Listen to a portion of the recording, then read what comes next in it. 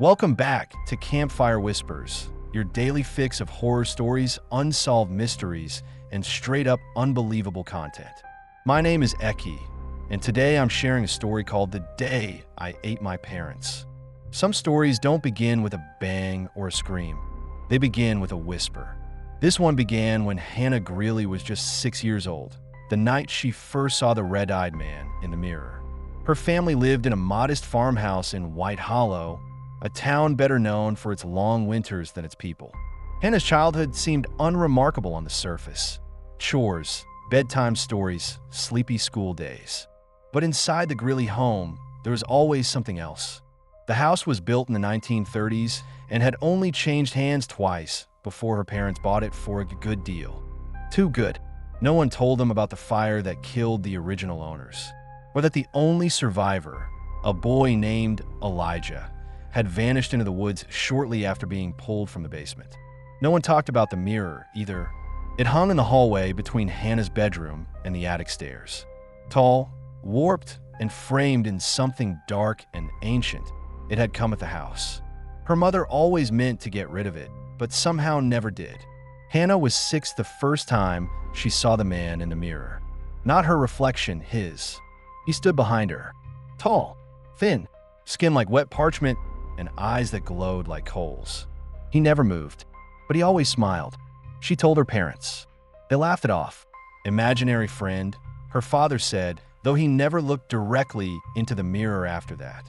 Her mother quietly covered it with a sheet, but the next morning, the sheet was folded neatly on the floor. Then came the sleepwalking, the drawings of eyeless faces, the humming in the middle of the night. When she turned 10, Hannah's parents sent her to live with an aunt for a summer. Her mother claimed it was to give her space, but Hannah knew it was fear. When she returned, the mirror was gone, or so she thought. Years passed. Hannah grew quiet and reserved.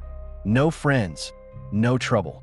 She moved to the city for school and tried to forget about the house, the mirror, and the red-eyed man. The sleepwalking stopped.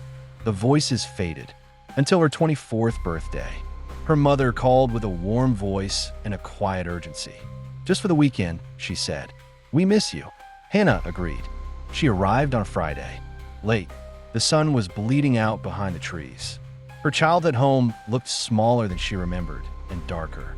The windows were all shut tight, curtains drawn.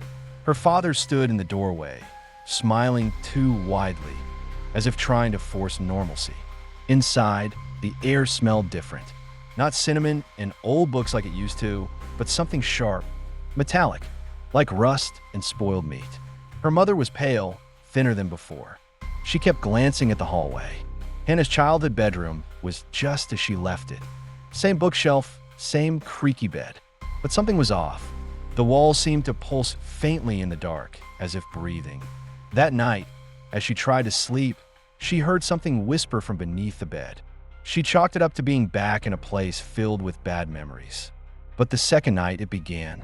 At 3:33 a.m., Hannah woke to the sound of chewing. Not the soft, idle kind. This was wet, rhythmic, hungry. She rose from bed, heart racing. The air was freezing. Her breath came in visible clouds. As she stepped into the hallway, the lights flickered. The chewing stopped. The mirror, it was back. She hadn't seen it in over a decade. But there it was, hung up exactly where it used to be. The same warped glass, the same dark frame. And in the reflection, him, the red-eyed man stood just over her shoulder, smiling. She turned. Nothing. But when she looked back, he was closer. She screamed. Her parents rushed out of their room, confused, frightened. Hannah pointed at the mirror. They saw nothing. Maybe you're overtired, her father said. You've been under a lot of stress. She didn't sleep that night. The next morning, her mother served breakfast, hands trembling. Her father didn't touch his food. The house was silent, as though it was holding its breath. Later that afternoon, Hannah found claw marks behind the mirror. Deep grooves in the wall, like something had been trying to escape or enter. That evening, her mother confessed something. I lied to you, she whispered. About the mirror. About what happened to Elijah. Elijah? Hannah asked. Her mother nodded. Your uncle. He was the boy who survived the fire. This was his house. What happened to him? Her mother looked down. He didn't vanish into the woods. He never left the basement. That night, the house groaned like it was alive. The windows trembled. The mirror bled black fluid from its edges, dripping silently to the floor. Hannah locked herself in her room. At 3:33 a.m., the mirror cracked, and the man stepped out, not through the glass, but from the wall. He moved like melting wax, tall and silent. His skin peeled and shimmered in the darkness, and his mouth opened wider than should have been possible. "You're starving," he whispered, just like Elijah. Hannah didn't remember what happened next. Only flashes. Her mother's screams. Her father's blood. The taste of something warm and coppery flooding her mouth. She woke up in the corner of the kitchen, drenched in red. Her parents were gone. No bodies, just streaks of gore. A bite-sized chunk of bone sat on the counter beside her, a wedding ring still looped through it. The mirror was gone. Again. When police arrived the next day, the house was empty. The neighbors had heard nothing. The windows were sealed. The floor was clean. Only a single message was scrawled across the wall in dark red. "I didn't stop myself. Hannah Greeley was never found. Some say she died in the woods. Others say she became the thing in the mirror." But a few residents of White Hollow have reported strange sightings of a woman with black-stained teeth and blood around her mouth, watching from the tree-line just after 3:33 a.m. And in some old houses, if you wake up to the sound of chewing and find a mirror you swear wasn't there before, don't look behind you. If you enjoyed this story, please leave a like and subscribe to the channel.